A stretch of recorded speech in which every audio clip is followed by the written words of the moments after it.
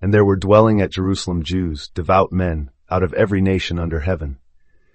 Now when this was noised abroad, the multitude came together, and were confounded, because that every man heard them speak in his own language.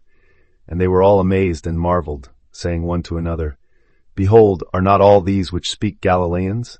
And how hear we every man in our own tongue, wherein we were born?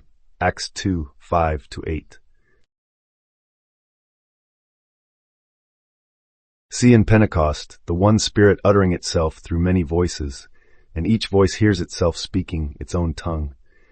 Here is no accident of culture or history, but the living Word of God made flesh in consciousness. The many nations gathered in Jerusalem are but facets of your own being, each reflecting the one life that pulses within you. When that life is released, you hear truth in your own language. When it is withdrawn, all falls silent and dead. The tongues of fire that rest upon each head are the Logos, the creative voice in you, the power and wisdom of God breathing words into your forms. You stand now in the midst of your own eternal theater, where every role from prophet to king, from slave to priest is carved in the halls of mind. At Pentecost, those carved forms stir to life because you, the I Am, give them voice.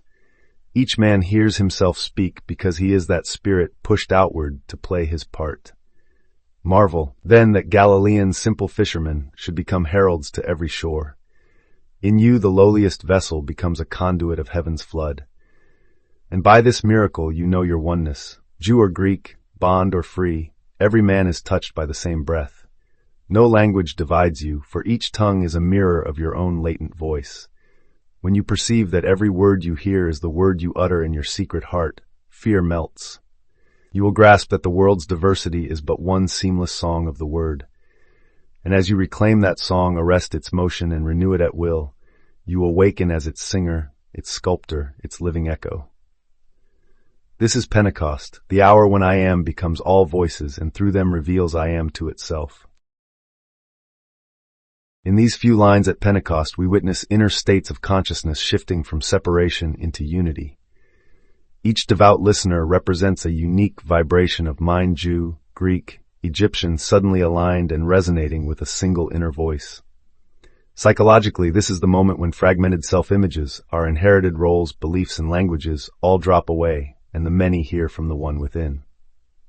Confusion and marvel mark the transition from outer distraction into inner clarity. Behind the spectacle is a clear metaphysical pattern. Consciousness, the speaker, tunes itself to varied frequencies, the listener's individual tongues, and temporarily dissolves the usual barrier between perceiver and perceived. The languages are symbols for mental frequencies. When you intentionally speak your desire in the language of faith, in other words, claim it as already fulfilled, your inner word projects that state outwards, animating the world around you into the forms you expect. This passage unveils your divine prerogative.